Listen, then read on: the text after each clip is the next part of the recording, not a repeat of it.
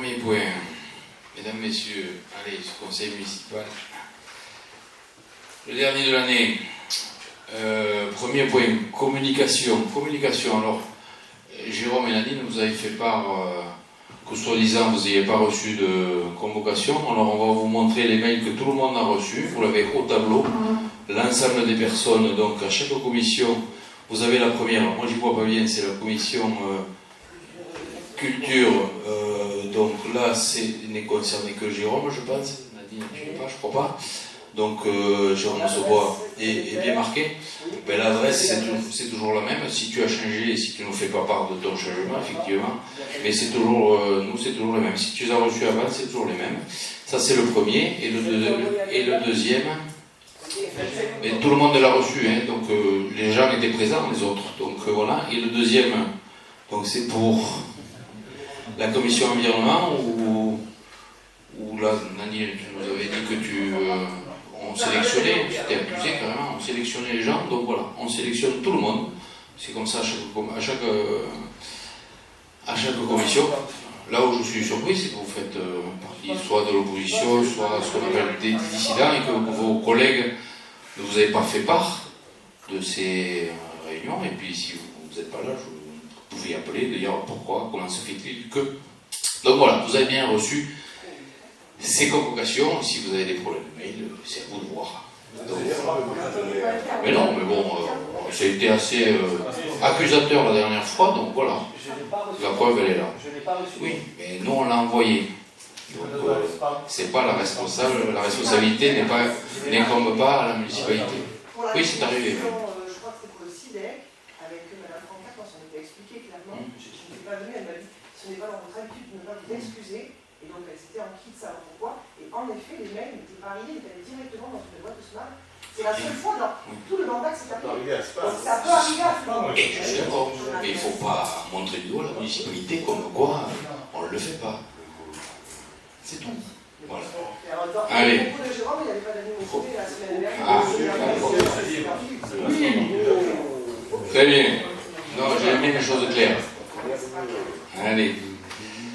Deuxième point, adoption du procès verbal, donc du conseil municipal du 20 novembre.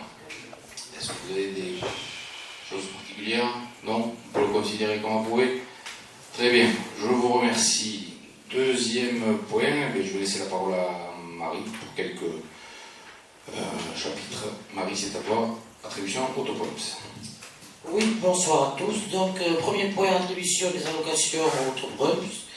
Donc aujourd'hui, c'est le dernier versement pour l'année 2019. Donc je vous propose le dossier de Madame Élise Jacquemin qui s'est présentée au permis de conduire le 18 novembre 2019. Donc toujours le même principe, un dossier présenté avec donc en prime une allocation de 500 €. Donc je pense qu'il n'y a pas d'objection. Pour info, pour l'année 2019, 56 personnes ont bénéficié de cette prime. Donc, point suivant, je vous propose de prendre la note explicative concernant les ouvertures de crédit 2019 du BP. Donc, en ce qui concerne la section de fonctionnement, nous allons parcourir le tableau de la section de fonctionnement recettes. Donc, effectivement, comme vous savez, lors des DM, il y a des réajustements faits en fonction des lignes budgétaires qui ont été plus ou moins employés, on va dire. Donc effectivement, il faut faire des réajustements. Donc sur la première ligne, vous avez en moins 918,95. C'est une recette qui ne nous a pas été versée à l'heure actuelle, puisqu'il s'agit des remboursements rigides concernant les arrêts maladie des agents. Le plus 646 € sur 0,2, ça concerne une recette qui n'avait pas été budgétisée et qui concerne une taxe d'aménagement qui nous a été versée et à la base c'était une recette qui était pour une autre collectivité. Donc, vous la retrouverez dans les dépenses d'investissement. En ce qui concerne les coupes de bois, vous voyez qu'il y a en moins 1287,24 €. Il n'y a pas eu de coupe de bois réalisée en 2019. Il n'y a plus de recettes en ce qui concerne les ventes de concessions pour un montant de plus 2625 €.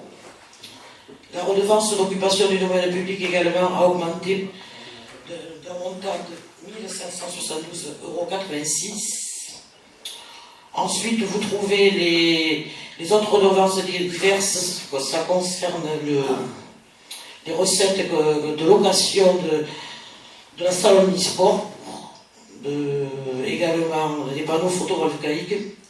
Mais donc là, vous avez pour plus 2660,95 €. La ligne suivante, nous trouvons les recettes liées à la piscine, donc pour une diminution par rapport à la somme prévue, moins 6380,40 €.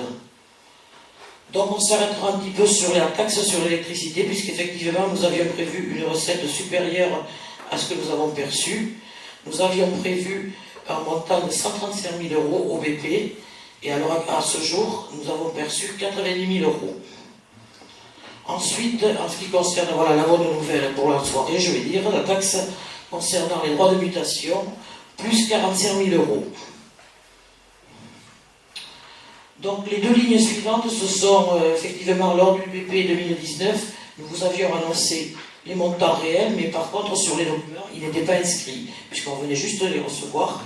Donc c'est les recettes réelles, plus 30 467 € pour la DSR et plus 10 669 € pour la DNP. Ensuite, nous avons une compensation pour les taxes professionnelles avec une augmentation de plus 5 577,34 €. Les dotations pour les titres sécurisés, ça concerne les réalisations des cartes d'identité et des passeports. Bon, jusqu'alors, nous mettions systématiquement le même montant au BP, et à ce jour, nous avons perçu 3 550 € de plus.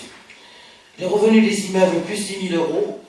Également, les produits exceptionnels divers, c'est des remboursements de sinistres pour 6 353,98 €, ce qui nous donne une DM de 88 649,48 €. Je vais enchaîner avec les dépenses, et si vous avez des questions à poser, on s'arrêtera après le fonctionnement. Donc, en ce qui concerne les dépenses, les fournitures non stockées pour moins 8 000 €. Donc là, comme je l'ai dit hier soir, c'était l'article qui avait fait un peu de bruit lors du BP, puisque c'était la ligne qui concernait le fleurissement, ligne que l'on avait mis pour la première fois au BP. Donc c'est vrai que vous aviez trouvé que, voilà, on avait fléché carrément, vraiment pour que ce soit quelque chose d'individuel, mais effectivement, donc là, suite peut-être à une demande, puisque j'ai encore discuté ce matin après-midi avec le responsable des espaces verts, qui effectivement, il savait que 52 000 € pour lui, pour nous, enfin, pour la seule municipalité, c'était très élevé. Donc effectivement, ils ont fait quelques efforts, et donc nous avons diminué de 8 000 €. Donc ensuite, après, vous trouvez une augmentation pour les produits d'entretien de 3 000 €, les diverses fournitures, voiries, vêtements de travail pour moins 20 000 et moins 2 000. Ensuite, vous avez les fournitures des matières plus 5 000. Donc ensuite, comme vous savez, pour les entretiens de bâtiments, le matériel, nous mettons une enveloppe systématiquement, mais après c'est suivant l'année qui s'écoule, je vais dire. Donc nous avons retiré moins 15 000 € à l'entretien des bâtiments, moins 4 000 € au matériel roulant, et moins 3 000 € pour les biens mobiliers. Donc en ce qui concerne les versements pour les organismes de formation, moins 3 000 €. Là, il s'agit des formations qui concernent les agents municipaux. Donc, comme je l'ai dit hier soir aussi en commission finance, c'est vrai que c'est les agents qui nous l'ont reporté également en comité technique. Ils auront peu de mal par moment à avoir des formations les concernant. Bon, alors, ou c'est des formations qui ne sont pas réalisées parce qu'il n'y a pas assez de demandes, ou des fois, comme voilà, le cas c'est déjà présenté, on leur dit qu'ils ont tant de temps pour la présenter, pour se présenter, et quand ils se présentent, elle est complète. Donc c'est vrai qu'il y a un souci de ce côté-là, au niveau des formations. Donc ensuite, vous trouvez pour la rémunération d'intermédiaire moins 5 000 €. Donc là, il s'agit d'une ligne qui concerne les contrôles sur l'eau et la légionellose. L'an dernier, nous avions été dans l'obligation d'augmenter cette ligne, puisqu'effectivement, il y avait des contrôles supplémentaires qui avaient été demandés. Et donc cette année, il y en avait moins. Ensuite, vous trouvez au niveau des taxes foncières plus 6 200 €, puisque là nous avons eu, je dirais, la désagréable surprise de trouver une facture plus élevée pour nos taxes foncières. Donc ensuite, au chapitre 12, vous retrouvez tout ce qui concerne les salaires et les traitements. Donc vous avez effectivement des ajustements qui ont été faits. Ensuite, vous avez la ligne 022 qui concerne les... Là, nous avons retiré le montant que nous mettons systématiquement au budget pour les dépenses imprévues, moins 20 000 €.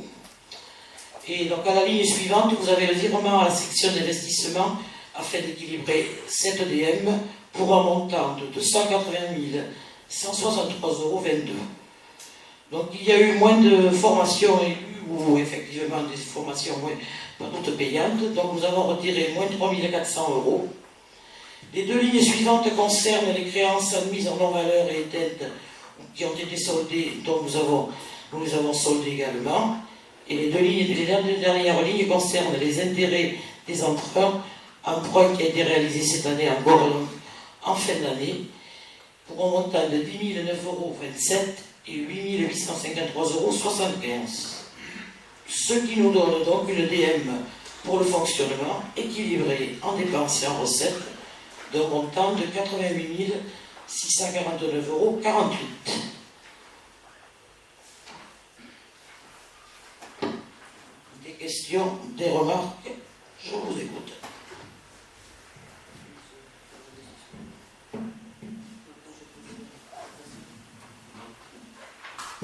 Ou à la fin, si vous préférez. Si vous avez des questions particulières. Oui, c'est-à-dire, de toute façon, j'ai vu qu'on avait le rapport de la piscine. Je voulais demander, puisque Oui. hier soir on en a parlé, la recette, enfin, le moins en recette qui était dû à un vol de caisse, vous n'en avez pas du tout en parler. Pas que ça. Hein. Pas que ça, d'accord. Donc vous nous en parlerez Oui, lors du... à la fin de en question diverse, j'avance Voilà. tout à l'heure pour la rapport. D'accord, ok, alors ok. Mais il y a des recettes moindres pour l'année 2019 par rapport Oui. à la piscine. Mais bon, ok. Bon, c'est... Ça, ce n'est que. C'est pour le staff financier, je veux dire, Oui. ce dont on parle sur l'ADM. Oui. Et il y a encore aussi par rapport au sinistre, c'est un seul sinistre ou c'est la totalité de plusieurs petits sinistres? Parce que comme hier soir, on a dit que je regarderai pour demain. 6300. C'est peut-être... Bon. Ah. Merci. C'est pas grave. Ok, merci. Une grosse charge quand même, c'est le véhicule qui a été accidenté. Voilà. Ah oui, c'est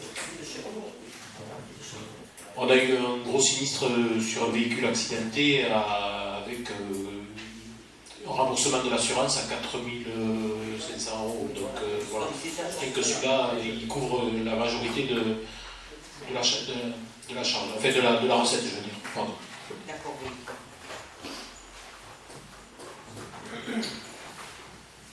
Donc,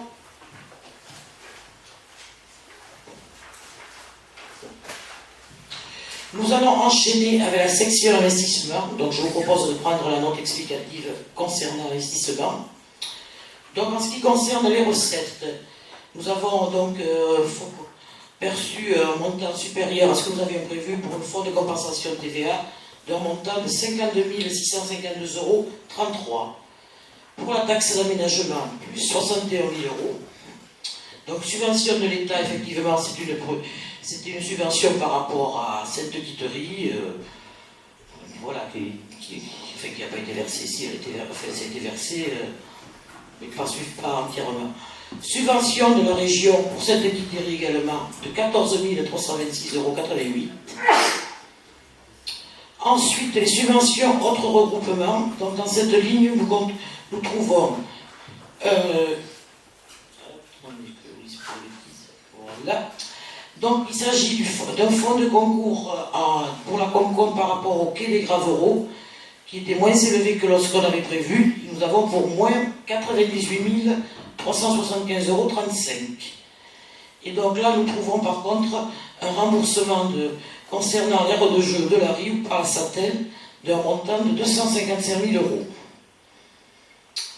Et donc là, vous retrouvez également, donc, pour équilibrer la décision modificative, le virement de la section de fonctionnement d'un montant de 280 163,22 €. Vous avez émis le titre pour le Châtel ou pas? Oui.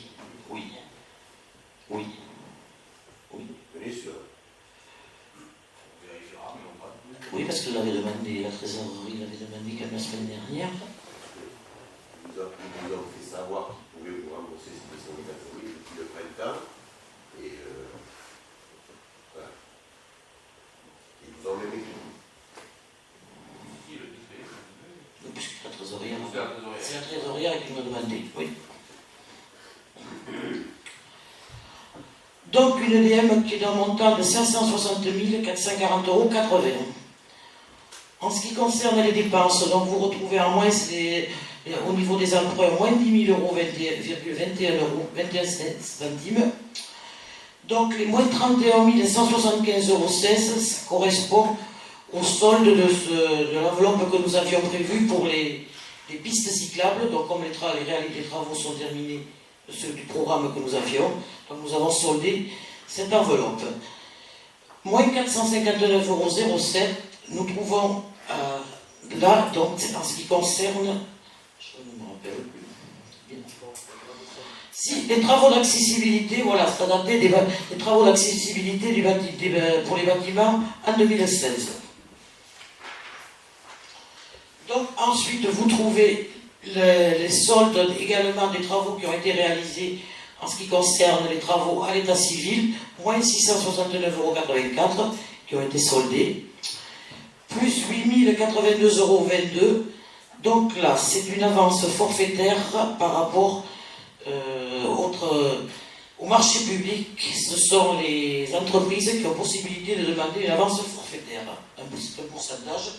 Il s'agit, en principe, les entreprises ne le demandent pas forcément. Et donc, on ne le budgétise pas lors du BP. Donc, c'est pour ça qu'on régularise lors de l'ADM. Ensuite, plus, donc là, effectivement, pour équilibrer, nous avons prévu une enveloppe de 602 308,82 € pour continuer les travaux de des façades et des toitures de l'hôtel de ville. Donc plus 466 €, ça concerne c'était par rapport aux travaux de la passe à poisson. Nous avions mis une enveloppe de 15 000 € et donc il a fallu rajouter 466 €. Plus 2 000 €, il s'agit d'un supplément pour la Comcom par rapport à la rue de la Châtaigneraie. Moins 11 404 €. Donc là, il s'agit du solde des travaux qui ont été réalisés pour la réalisation de la statue du pèlerin. Ensuite, donc, les deux dernières lignes, ça concerne donc les reprises sur la taxe d'aménagement, ce dont je vous ai parlé tout à l'heure dans les recettes de fonctionnement, donc pour un montant de 646 €. Donc ce qui nous donne une EDM équilibrée en dépenses et en recettes pour l'investissement d'un montant de 560 440,81 €.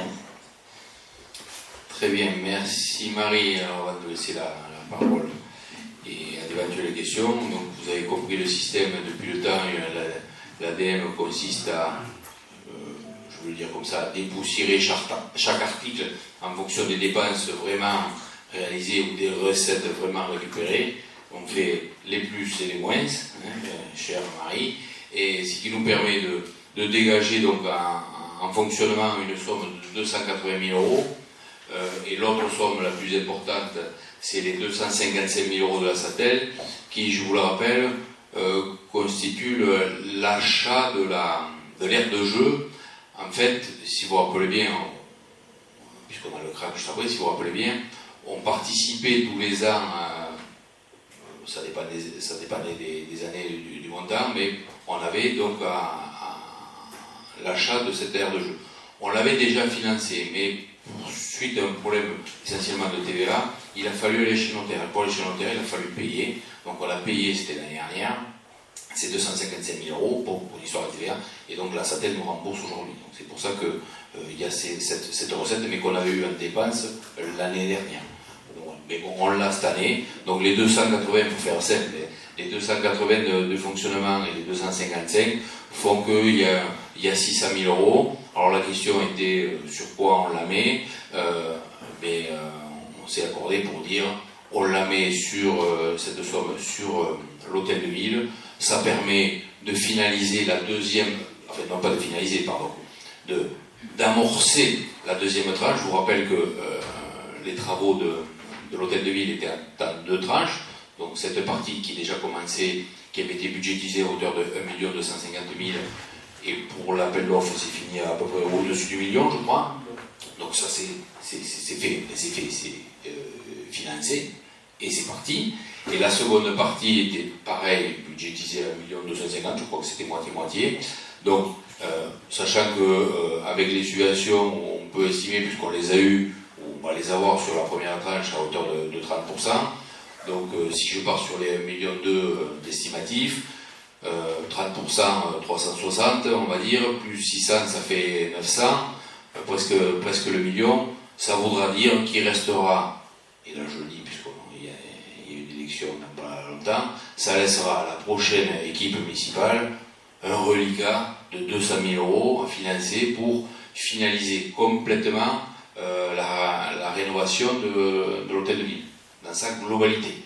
Donc je pense qu'on laissera sur cette, et sur bien d'autres choses, mais sur cette partie-là, un bon héritage à la prochaine équipe, donc il y aura vraiment un solde minime à financer pour finir entièrement les travaux de rénovation de l'hôtel de ville. Je rappelle, la rénovation, c'est toiture et façade. Voilà les grandes lignes de cette DM. Et je vous laisse la parole. Si vous avez des questions, allez-y, Marie pourra vous y répondre.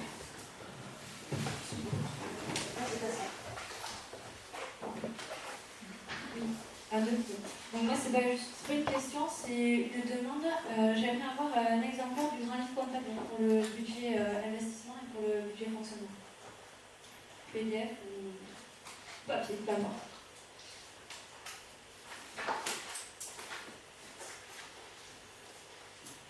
D'autres interventions? Paulette. Alors moi, plusieurs questions. Bon, on l'a vu un peu hier soir, mais comme j'ai regardé d'un peu plus près le détail. Donc le fonds de concours TVA, là, 52 000 €. En principe, le fonds de concours TVA, on peut l'estimer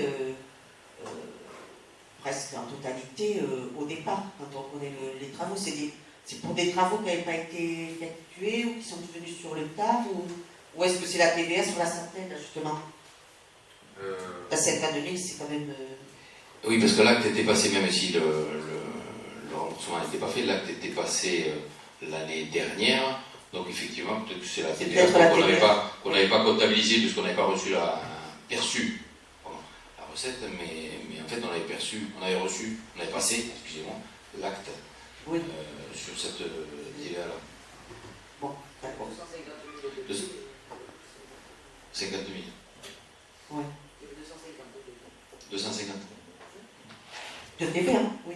De FCTVA. Oui, parce qu'en principe, la TVA, on peut à peu près... Oui, parce que c'est un an après. Oui, voilà, c'est ça. Non, en fait, ça a changé parce que c'est un peu plus complexe, un peu pas complexe, mais aujourd'hui, on peut inscrire, depuis l'année dernière, je crois, oui, on peut inscrire tout ce qui touche les bâtiments, et on les perçoit l'année N. Avant, c'était l'année N plus 1, et maintenant, on perçoit l'année N, je crois. Hein. Je crois que c'est ça. Donc, il y a peut-être aussi des rénovations, enfin, tout ce qui concerne le bâtiment, où on récupère, et on n'est pas parfaitement le montant exact. C'est pas non plus des sommes astronomiques. Hein. Oui, mais bon, 50 000, c'est une somme quand même. Oui, non, je parle pour récupérer la TVA des rénovations des bâtiments que l'on fait à l'année N. Pas forcément tout à fait bien mesuré. Oui. Ensuite, par rapport à la taxe d'aménagement, donc hier je me demandais ce que c'était, donc on m'a répondu que c'était par rapport aux nouvelles constructions. Donc par rapport à, alors en 2018 on avait 76 000, là on va pratiquement le doubler avec ce qui avait été prévu. Alors je me suis interrogée, qu'est-ce qu'il y a eu comme construction qui fait que sur 2019, voilà.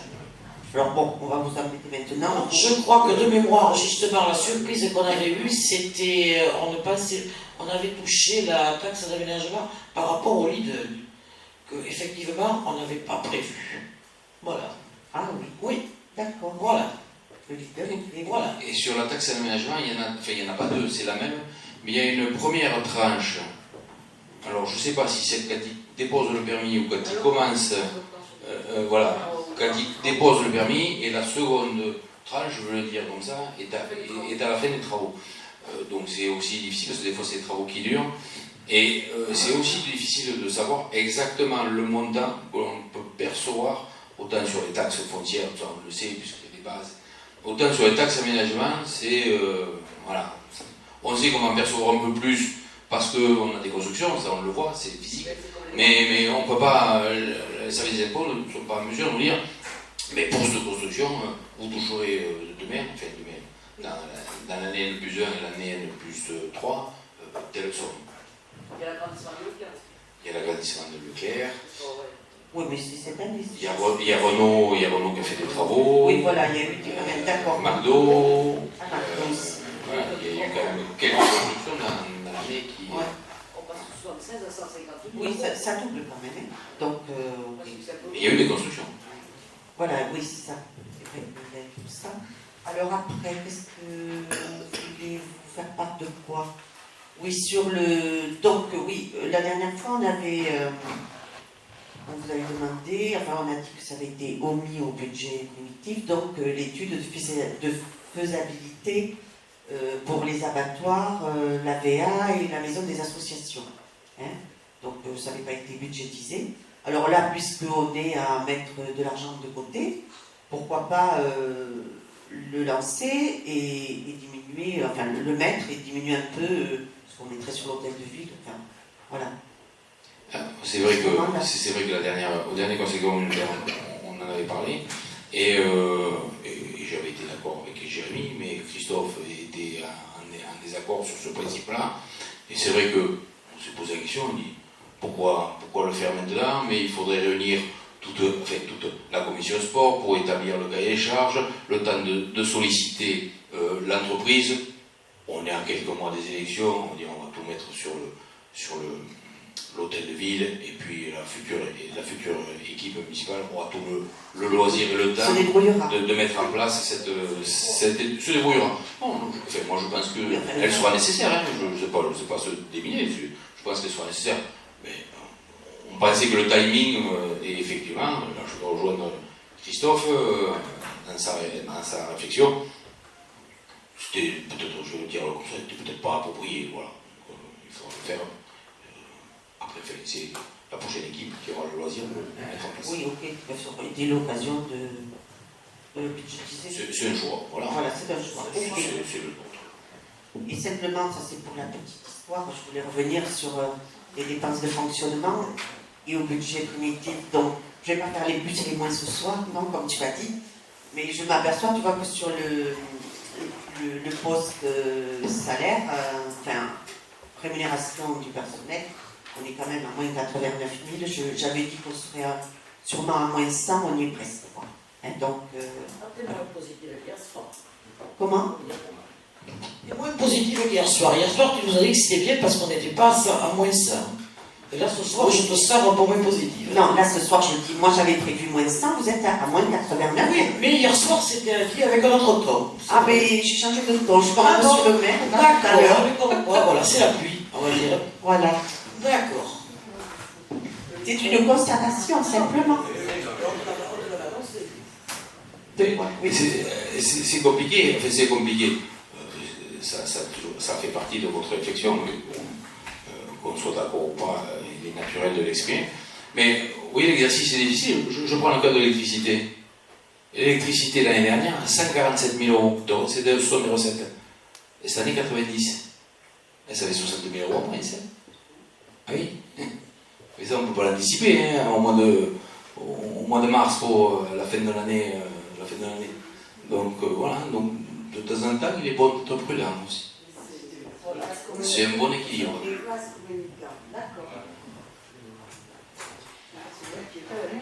Allez, allez-y, s'il y avait d'autres questions, d'autres réflexions. Revenons à ce dossier de l'étude de la maison des associations. On a tous en mémoire que, il y a maintenant quelques années, c'était au début de la mandature, il y avait une urgence pour mettre à disposition des associations un local adapté. C'était, je crois, la deuxième année de votre mandat, c'était 2015. Et c'est ce que vous nous aviez expliqué, une réflexion. Vous aviez réuni, semble-t-il, vous nous aviez dit que vous aviez réuni les associations, etc., que tout le monde était très demandeur.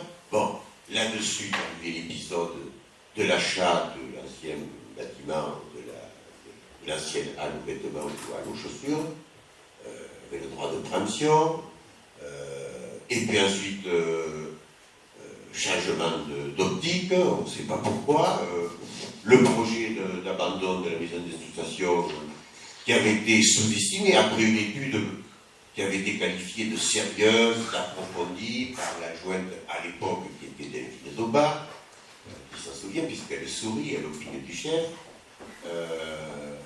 Et puis bon, mais le coût n'était pas celui de 250 hors taxe ou 300 000 TTC qui avait été budgétisé, mais un chiffre pratiquement le double, qui fait que les architectes les uns après les autres se sont déclinés, etc., etc. Et puis le projet de la maison d'exploitation dans ce local a été abandonné, et on a parlé d'un projet de bowling, et puis ensuite le projet de bowling a été abandonné, au profit d'autres choses, etc., etc. Bref, tout un mandat qui a été accaparé par le fait qu'on nous avait présenté qu'il y avait une urgence pour offrir et mettre à disposition des associations locales très méritoires, très méritantes. Il y avait urgence de faire ceci, et je me souviens encore les propos de M. le maire lors du conseil communautaire quand il avait demandé que la communauté commune lui délègue les droits de préemption, etc., etc. Au dernier conseil communautaire, on nous dit effectivement qu'il y a eu un oubli, c'est-à-dire que l'étude qui avait été annoncée il y a maintenant plusieurs mois n'avait pas été traduite dans le budget primitif, et que non, on ne pouvait pas lancer l'étude, mais qu'on mettrait en œuvre la procédure pour lancer cette étude, etc., même si elle n'était pas complètement achevée, etc., etc. Bref, du barateur. Et j'implique là beaucoup de monde. Des anciens adjoints qui ne le sont plus aujourd'hui, un maire qui est toujours en place. Et donc la question qu'on se pose, qu'on vous pose, c'est de dire comment se fait-il qu'en 2015 vous nous dites qu'il y avait une urgence pour loger correctement les associations et que maintenant, le futur exécutif municipal se chargera du problème. Nous, on s'interroge quand même. C'est un beau gâchis. C'est un beau gâchis. Et puis quand on vous dit qu'il y a détournement du droit de préemption, parce que le droit de préemption que vous avez demandé à la communauté commune, il était fait pour réaliser une maison des associations et pas autre chose. Et qu'à partir du moment où vous envisagez un booking, et puis maintenant je ne sais pas quoi d'autre, eh bien, vous ne respectez pas, monsieur le maire, l'engagement qui a été pris, puisqu'un droit de préemption doit s'exercer sur un projet bien précis. Voilà. Alors, qu'est-ce qu'il faut en conclure de ça? Qu'est-ce qu'il faut en tirer comme analyse? Est-ce que ce que vous nous aviez vendu comme une urgence de mettre un local adapté pour les associations, mais tout compte fait, a fondu comme un neige au soleil? Ou est-ce que c'était un caprice qui vous faisait dire qu'il fallait à tout prix une maison des associations? On ne comprend pas. On a toujours l'entreprise d'insertion qui était intéressée, qui nous avait demandé si on pouvait nous l'acheter, puisqu'on a envisagé à un moment donné d'exercer son préemption au profit d'installer une entreprise d'insertion qui est là de ressourcerie.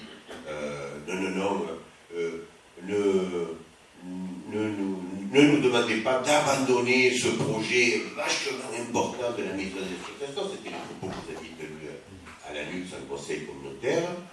Et puis aujourd'hui, tout ça est abandonné. Et quand l'administrateur, puisqu'il me l'a dit, l'administrateur de la ressourcerie, à la personne du maire de Classon qui vient vous voir pour dire, puisqu'il n'y a rien qui se fait dans ce bâtiment, est-ce et que la non-saucerie est tout à fait disposée à vous l'acheter, qu'est-ce que vous répondez? Ah mais on attend la réponse pour le bowling. Non mais attends, tu te moques du monde. Tu te moques du monde, monsieur le maire. Je suis obligé de dire ça.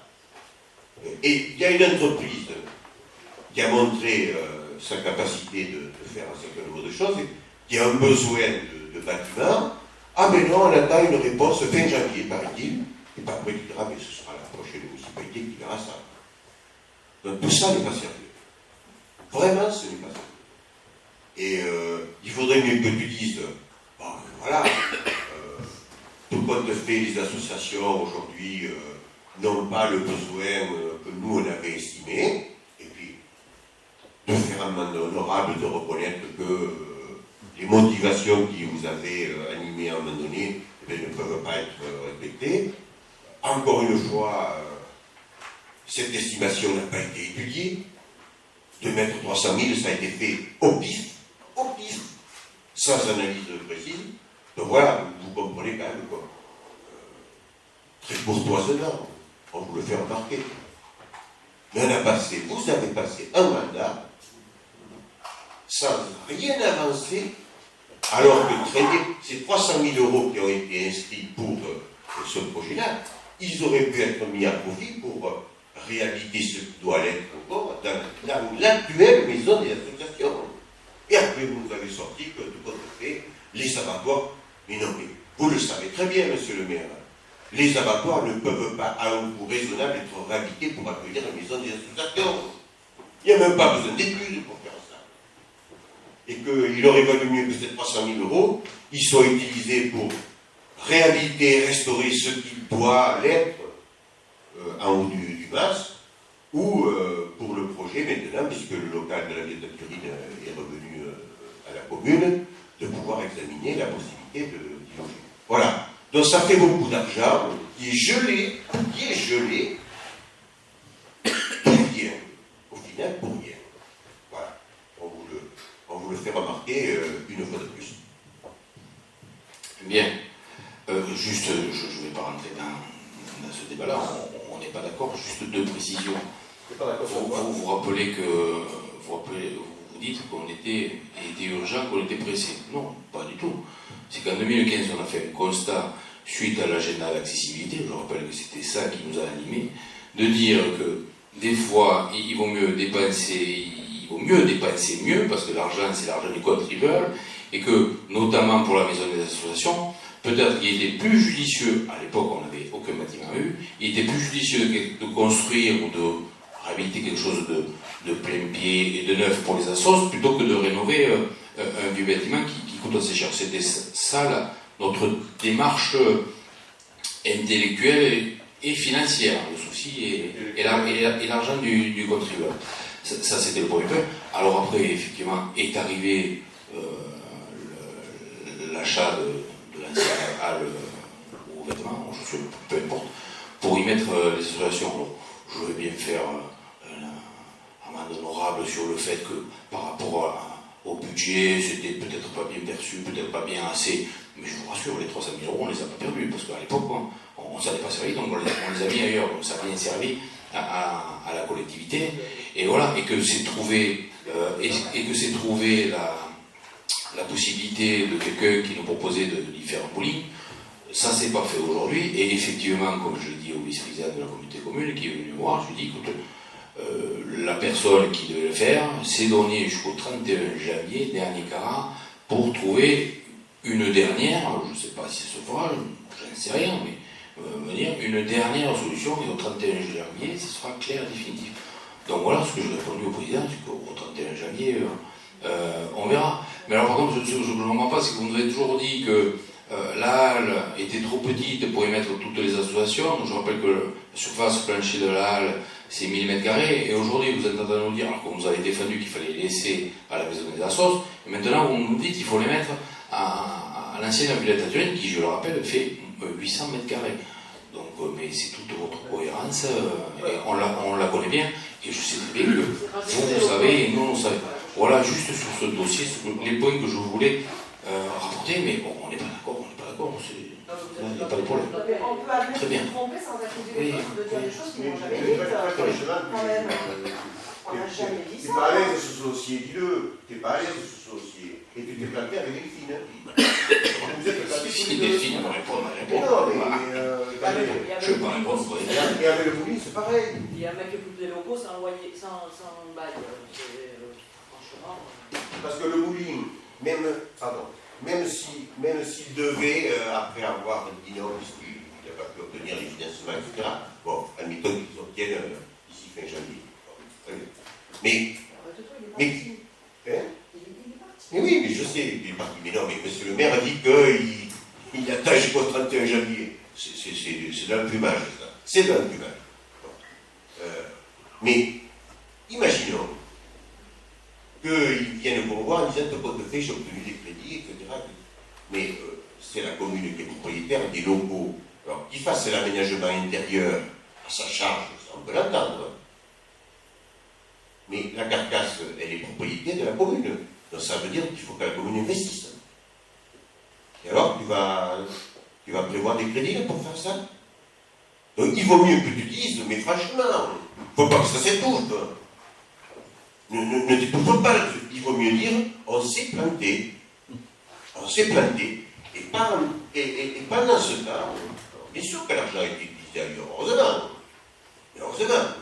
Mais pendant ce temps, puisque vous-même vous avez dit qu'il y avait urgence de projet d'association, vous auriez pu faire des travaux d'aménagement. Je ne parle pas de la lettre de Turine, parce que l'achat s'est fait que maintenant. Mais dans le bâtiment du masque, vous n'avez pas fait un centime de dépense. Pas un centime de dépense. Et même si vous n'aviez pas l'intention de faire des travaux sur ce bâtiment-là, ça aurait été très utile pour une entreprise qui a aujourd'hui 30 salariés. Mais cette entreprise, manifestement, vous ne l'aimez pas. Vous ne l'aimez pas, et donc il est hors de question. Et fin janvier, tu trouveras encore un autre motif, en disant tout compte fait, il n'a pas obtenu tout à fait les crédits, on va attendre la prochaine équipe. Voilà. Et pendant tout un mandat, tu n'auras rien fait pour aider cette entreprise, puisque tu étais, je rappelle quand même, tu étais avec d'autres, opposé à l'aide communautaire pour favoriser son installation, et tu n'auras rien fait au niveau des bâtiments pour les associations qui sont logées là-haut, pour notre accord. La seule mise pour ça, ça a été fait, et on a voté pour, etc. Voilà, donc c'est tout ça qui est, quand même qui est, c'est de la mauvaise gestion. Je suis obligé, et je suis au regret de le dire. Oui, bien sûr. Bien. Y a-t-il d'autres interventions donc sur cette DM, sur des questions ou des réflexions? Non? On peut passer au vote? Alors je passe au vote. Qui est favorable donc à ce DM qui s'équilibre en fonctionnement à hauteur de 88 649,48 € et l'ADM d'investissement qui s'équilibre à 560 440,80 €. Qui est pour? Tout le monde. Qui s'abstient? Il y en a pas. Qui est contre? Et bien voilà, elle est votée. Ah pardon, excusez-moi. Marc Havard s'abstient. Très bien.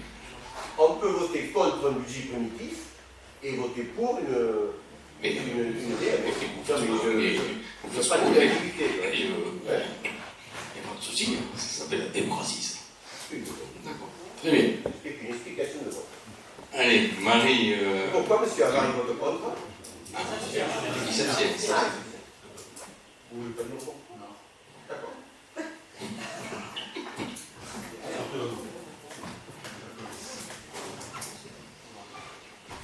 Bien, Marie. Point sûr.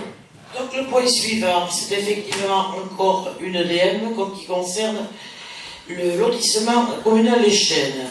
Donc là, pour être très simple, c'est particulièrement des écritures d'opération d'ordre. Je vais quand même vous faire reprendre le tableau de la section fonctionnement des dépenses, puisqu'effectivement, là, comme j'ai parlé hier soir, il y a des chiffres qui sont vraiment réels. Donc, en ce qui concerne les dépenses de fonctionnement, pardon, non. En ce qui concerne les dépenses de fonctionnement, donc vous trouvez les frais bancaires pour plus de 350 €. Donc là, je m'explique un petit peu. De la page 3, pardon. Oui. Donc voilà, c'est ce lotissement Les Chênes qui est un peu, bon, en fait, j'avais un pro un peu complexe, mais il se trouve qu'au lotissement des Chênes, nous avions fait en 2016 un pré-relais pour 3 ans.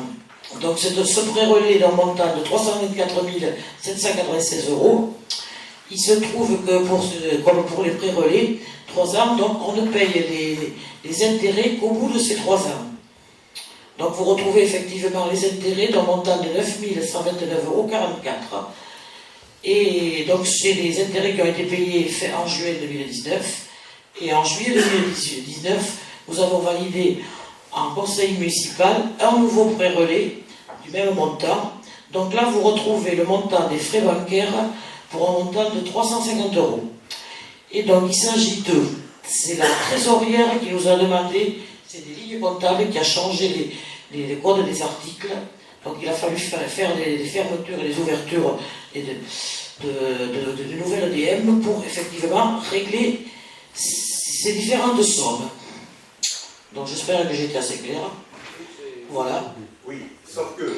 Dites-moi. Sauf que il y a un prêt de 324 000 € qui est en cours. Oui. Il reste combien de terrains? Oui, non, mais il reste combien après la...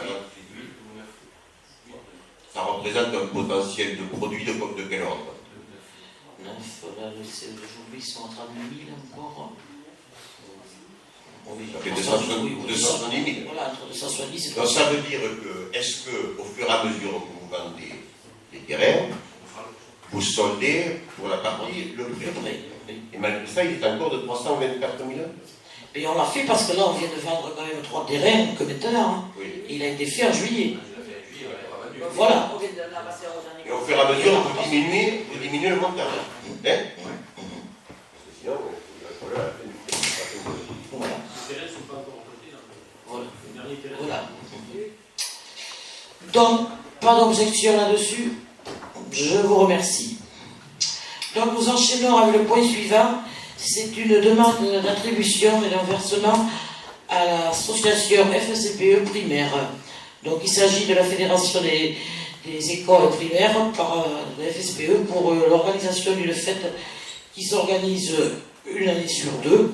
Donc jusqu'alors, ils ne demandaient pas de subvention. Et cette année, nous avons fait un dossier de subvention. Donc effectivement, on le passe en subvention exceptionnelle. Donc je vous propose de leur attribuer une somme de 500 €. Ils ont fait une demande sur la suggestion de M. le maire.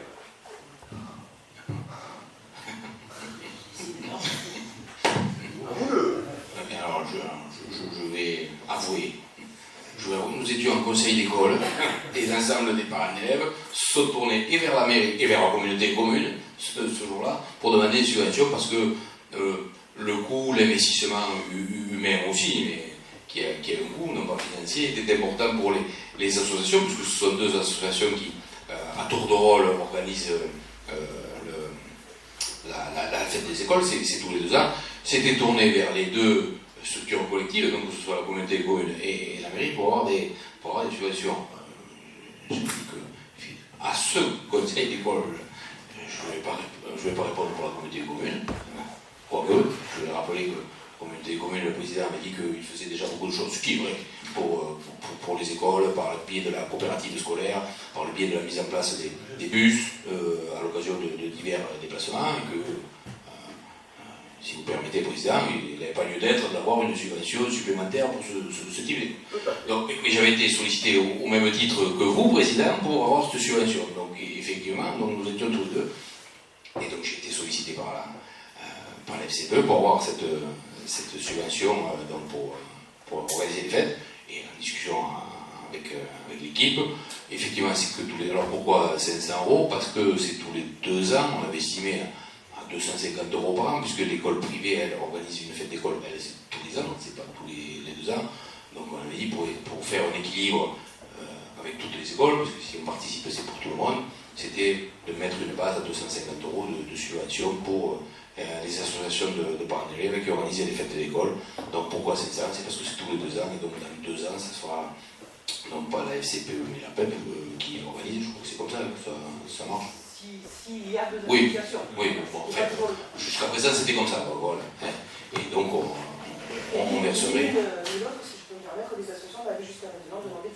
donc non, on mais avait c'est- aucune idée oui, du oui, montant à oui, demander. voilà. Et ils ne m'ont pas demandé de montant, que je sois bien clair. Ils m'ont demandé, est-ce qu'on pourrait avoir une subvention et la communauté commune et voilà. Donc, le montant, mais on n'a pas d'idée. Donc, voilà. Et nous, on l'a fixé à 250 €, donc à 700 pour. Voilà pourquoi. Mais nous étions deux à cette réunion, Monsieur le Président. Oui, mais moi j'ai répondu sur le champ en disant que la fête des écoles ne rentre pas. Donc, nous, on subventionne les écoles, mais c'est utile de le rappeler ça.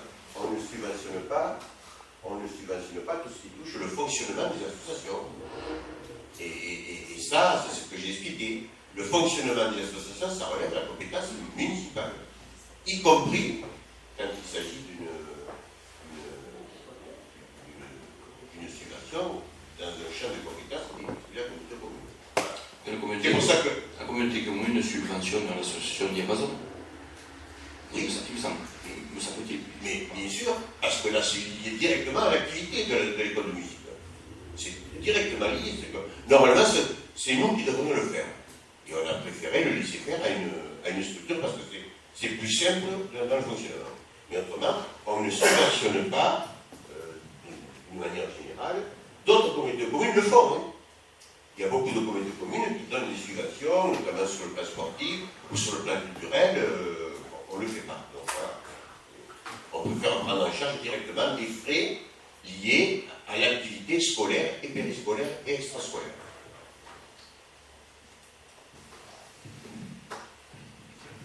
On est pour ça. On est pour. Vous êtes pour? Bon, pas de souci, tout le monde est pour, parce que bon. Je m'abstiens en tant que Oui, secrétaire de ok, l'association. d'accord, entendu, merci. Donc, eh bien, point suivant, il n'est pas pour moi. Point suivant. L'approbation du CRAC, donc de l'écoquartier La Réou. Bon, vous l'avez vu, vous l'avez bien regardé. C'est exactement la même chose que l'année dernière. C'est le même CRAC, c'est 2018, puisqu'on vote, il faut attendre à la fin de l'année pour voter le compte rendu d'activité. C'est la même chose, la seule chose qui est importante, et on vient de le voter à l'ADEME, c'est ce remboursement des 255 000 € qui correspond à la vente de l'aire de jeu, mais le principe il est toujours le même, vous l'avez dans le préambule, hein, vous avez le montant total des 537 000 € qui correspondent donc aux trois programmes de logement initial, mais après on avait supprimé celui du fonds pour un montant de 74 645. À cela s'ajoute, donc vous l'avez, les 213 210, ça c'est hors taxe de l'aire de jeu, donc qui correspond bien aux 255 000 € TTC, et la première partie c'était les 47 000 € 738 des frais financiers pour le portage du foncier. Voilà, où on en est aujourd'hui, comme vous pouvez vous en rendre compte, la SATEL n'a toujours pas vendu le moindre lot. Quand on sait que le coût de revient du lotissement il est à 91 € le mètre carré, on peut bien évidemment s'en inquiéter. Et c'est pas lire dans la boule de cristal de dire que effectivement ça aura un coût pour la collectivité si ça se décante pas, et même si ça se décante, on connaît les prix du marché aujourd'hui, même si on en a parlé par rapport aux notaires pour les recettes, les droits de mutation, merci, qui sont en progression sur notre ville. Ça veut dire qu'on est aussi dans une dynamique par rapport à l'immobilier, que des terrains, on va le voir au prochain point, des terrains se vendent donc à la construction au niveau de l'échelle, mais vous avez vu que le lotissement privé derrière Mestad est, je crois, quasiment terminé. Il en reste un lot peut-être, mais je crois que c'est quasiment terminé. Donc il y a un regain d'activité en la matière, donc on peut espérer qu'il n'en demeure pas moins que 90 €, ça reste excessivement cher, et que, quoi qu'il arrive, je le répète, il faudra que la collectivité fasse un geste pour décanter cette situation. Voilà, mais la SATEL continue à essayer de trouver des solutions. Voilà pour ce tract qui est à l'identique de celui de l'année dernière, ça n'a rien bougé, puisqu'il n'y a pas eu, de vente, vous avez tout le détail, je ne vais pas me faire la lecture, vous l'avez bien vu, et à la fin vous avez l'ensemble du tableau, donc récapitulatif financier de l'opération. Voilà, si vous avez des questions particulières, je rappelle que c'est une approbation, c'est pas c'est un vote sur le fait qu'on nous a présenté ce compte rendu. Est-ce que vous avez des questions particulières? C'est pas une question, c'est de redire ce qu'on a déjà dit. Donc, je vais faire court et je vais faire simple. On s'explique bien, c'est la santé concessionnaire de ce projet, mais la responsabilité, elle est communale. Et que le conseil municipal, à tout moment, peut prendre un certain nombre de décisions qui s'imposeront aux concessionnaires quant au montant de la valeur du prix de vente. Or, là aussi, il y a maintenant 4 ans, lorsque le prix de revient n'était pas de 91 000, mais il était de 82 ou 83 euros, je crois, du mètre carré, vous aviez à juste titre dit que ça vous paraissait très élevé.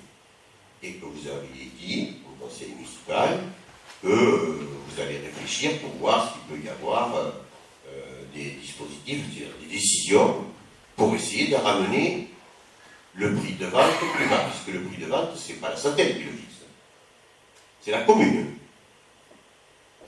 Là-dessus, il y a eu une première proposition. Ah oui, vous pouvez ce soir, monsieur le maire, décider au conseil municipal de dire le prix de vente, il n'est pas de 91 euros, ça c'est le prix de revient. Ah, voilà. Ça c'est le prix de revient. D'accord. Eh oui. Mais la Santel a bien à un moment donné fait une étude de faisabilité pour savoir la commercialisation. Et puis c'était aussi la municipalité à l'époque. C'est vous qui avez lancé le dossier. Je crois qu'on était, alors, je vois, il n'y a que Claude et moi, où on s'était opposés à ce dossier parce qu'on avait trouvé, je vais rester posé, démesuré par rapport à notre ville, de faire ça. Si l'idée n'était pas inintéressante, mais de faire ça sur ce plus de 4 hectares était démesuré, qu'on allait avoir de difficultés. Résultat des courses, on arrive à un prix prohibitif, c'est 90 euros le mètre carré. On l'a acheté 8 euros le terrain. Ça veut dire que la viabilisation a coûté 80 euros. En moyenne, on est dans l'ordre de 30 à 40 euros la viabilisation du mètre carré. Là, c'est x2. Non, mais là c'est x2. Donc, c'est bien le coût. Et généralement, quelqu'un il se lance dans un promoteur immobilier, il fait une étude, il fait un coût, et il sait que le coût va être de temps, et donc il faudra vendre le terrain au coût de revient.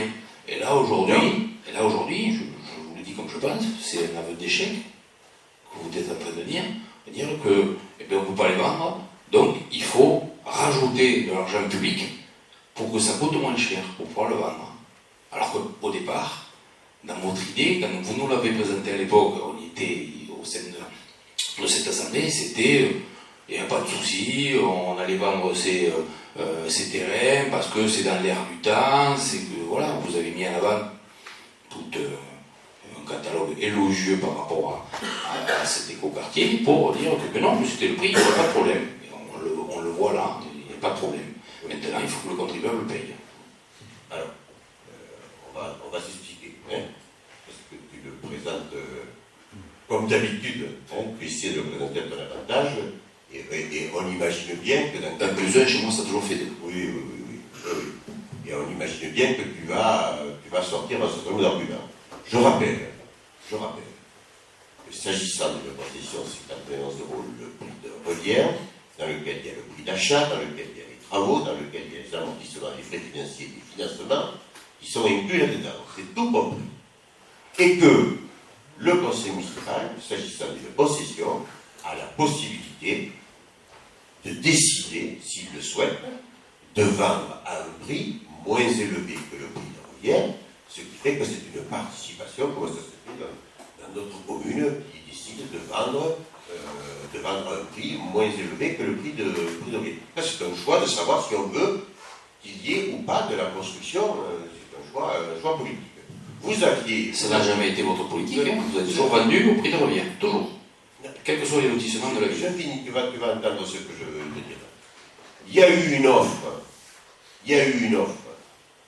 d'un opérateur, je le rappelle, d'un opérateur qui est le toit familial Gascon, qui pouvait et qui avait des financements pour se faire construire 7 maisons en accession sociale à la propriété, ce qui aurait permis aux acquéreurs de bénéficier de l'exonération de TVA, ce qui était à 20% à l'époque, et qui est toujours le cas, et que l'opérateur, le porteur du projet, le toit familial Gascon, qui a réalisé d'autres opérations semblables dans des communes voisines, demandait à ce qu'il y ait un prix de vente moins élevé que le prix d'origine. Et vous avez dit, nenni, pas question, et bien c'est la commune qui va racheter les 205 000 euros. Alors évidemment, en prenant ce type de décision, et on avait voté contre, en prenant ce type de décision, ben, vous ne contribuez pas effectivement à ce que l'opération se réalise. Les terrains de la rue, parce que la conjoncture a changé, aujourd'hui les gens, il y a beaucoup plus de transactions sur de l'ancien que sur du neuf. C'est vrai sur Air comme c'est vrai ailleurs. Tout ceci a été réalisé il y a maintenant 10 ans, ou 12 ans, ou 8 ans, je ne sais plus combien, ça fait un paquet d'années. Donc la problématique s'est modifiée, et on ne pourra pas sortir de ce dossier s'il n'y a pas une volonté à un moment donné de la commune d'avoir un prix de vente moins élevé que le prix de l'olive. Et c'est la raison pour laquelle, quand on regarde le document, et je rappelle ce qu'on avait dit l'an dernier, vous avez, puisque la fin de la concession est programmée pour 2024-2025, vous avez pour équilibrer l'opération, c'est-à-dire que ça ne coûte pas un centime au contribuable, excepté la cession gratuite des terrains pour le logement HLM et l'aire de jeu, mais il y a l'obligation d'avoir pendant 4 années successives, en 2021, 2022, 2023 et 2024, la vente de 413 000 euros par an. Et c'est la raison pour laquelle nous reformulons ce soir la proposition qui consiste à dire reprenez le dossier de la vente des 7 terrains, des 7 maisons du toit familial Gascon, parce que ça fera 7 maisons à un prix inférieur à 140 000 euros, tout compris pour des personnes qui seront ainsi exonérées de TVA, et le reste, c'est de faire un financement sur 20 ans, à un taux qui est inférieur aujourd'hui à 1%, et sur 20 ans, ce sera digeste, parce que, quelle que soit l'équipe municipale qui sera désignée, qui sera élue au mois de mars ou au mois d'avril 2020, il y aura l'impossibilité de dégager 413 000 euros par an pour équilibrer l'opération.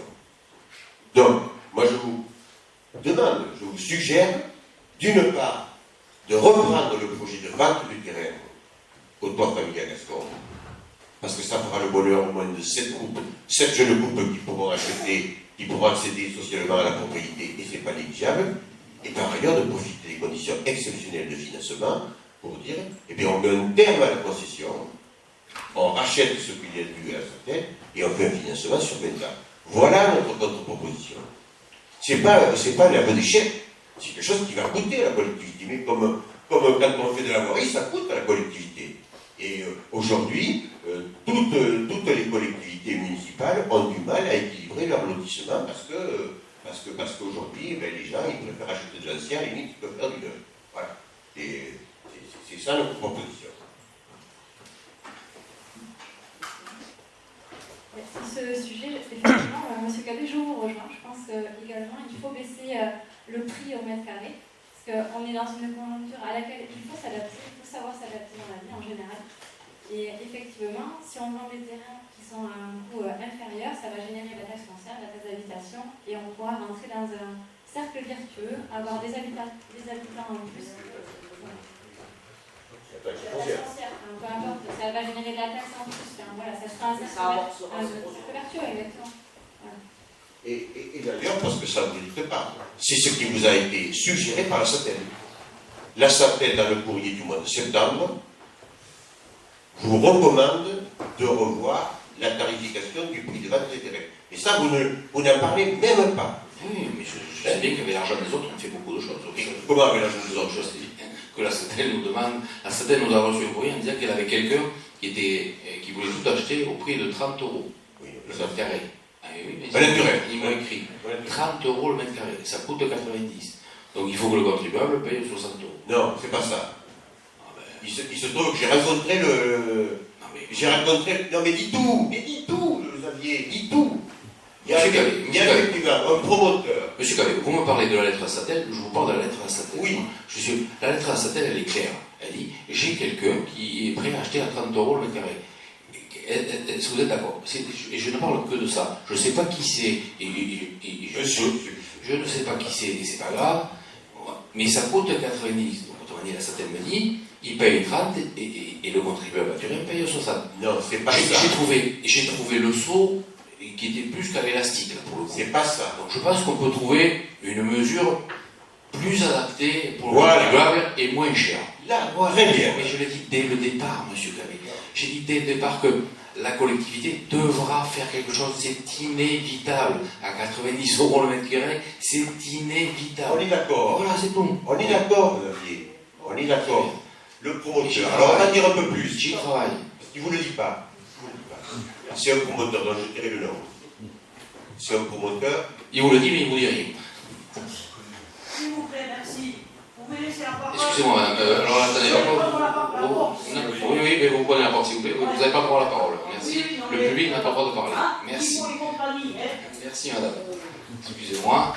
Oui, oui. Vous pouvez sortir, s'il vous plaît. Bien. Monsieur le maire. Oui. On va attendre Moi, que je madame- vous demande. On va attendre que madame s'en aille. Oui, Merci. oui. Voilà. Je suis à Turin, je vous rappelle. Il n'y a pas de souci. Ah ouais. Monsieur Cavé, c'est à vous.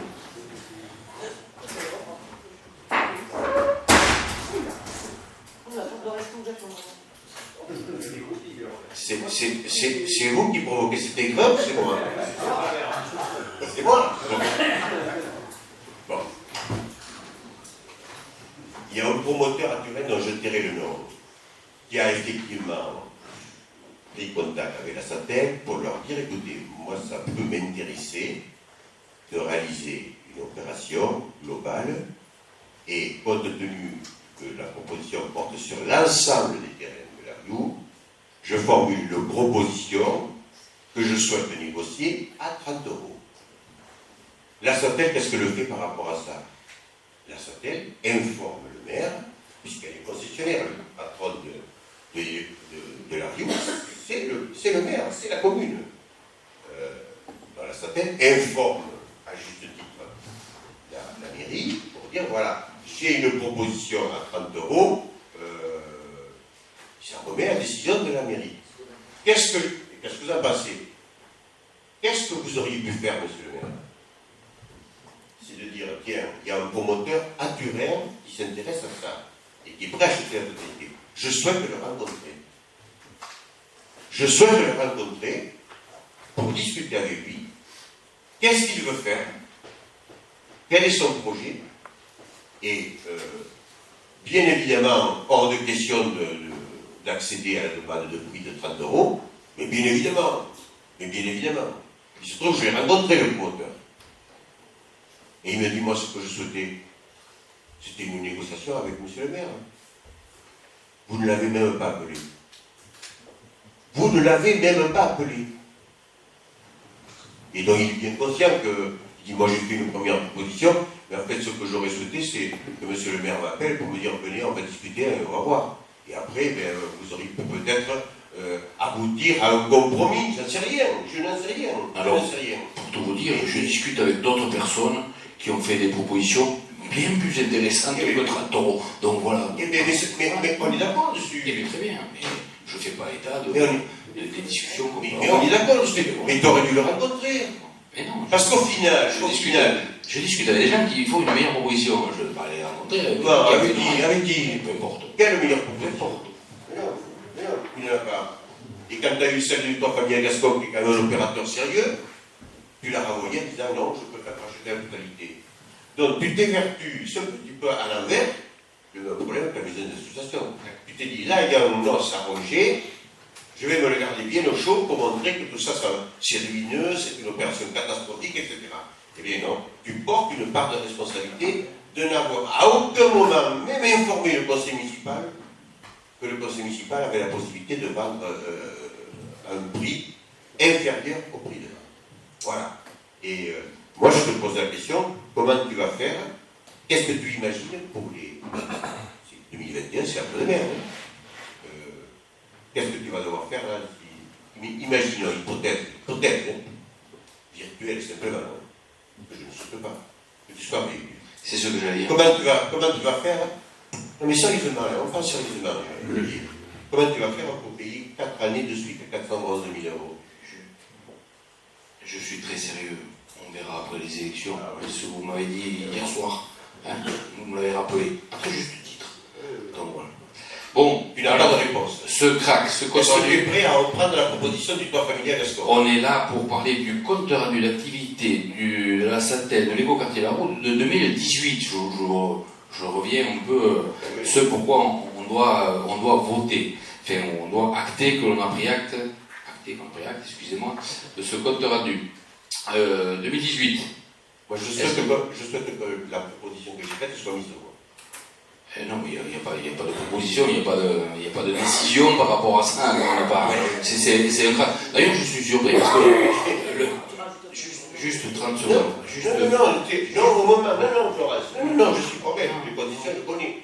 Oui, vous connaissez dans le cadre d'un vous crack, oui, Xavier, je t'assure, dans le cadre d'un crack, c'est le moment, quand on fait le crack, de prendre des décisions. Donc c'est ce soir qu'on peut prendre des décisions. On est sur un crack de 2018. Et alors, tu n'as même pas soumis à la commission des On est sur un crack de 2018. Non, j'étais pas là, c'est pas grave. Donc on était sur Ça le n'a rien à crack. voir. On a le crack. Il n'était pas l'ordre du On jour. est sur le crack de 2018. Oui. Donc, et pour faire des propositions comme vous le faites, et je l'entends, je ne suis pas d'accord avec vous, mais c'est pas grave, je l'entends. Mais vous savez, puisque vous savez tout, vous devriez savoir que ces propositions-là, quand c'est qu'il faut les faire? Au budget. Non. Si, eh bien si. Pour mettre de l'argent, quelque part, et en l'occurrence à la Satel, c'est-à-dire pour décider qu'on doit verser à la Satel pour diminuer le prix, il faut bien l'intégrer au budget. Non, Xavier, non, je suis désolé, mais là, tu ne connais pas le sujet. Non, je te le dis franchement. Quand il y a un contrat de concession, c'est complètement débudgétisé. D'accord, très bien. Et non, mais ne raconte pas des histoires. C'est complètement débudgétisé. Donc, c'est au moment où on valide un crack, comme ce soir, qu'on doit décider de savoir, et la Satel te pose la question, dans la lettre qu'elle t'a envoyée, et elle te pose la question de savoir, et elle te suggère de revoir à la baisse le prix de vente. Or, toi, ce soir, tu dis, bon, là, il faut prendre acte, en gros, circuler, il n'y a rien à voir, parce que ça a une implication budgétaire. Non, ça n'a aucune implication budgétaire pour la commune.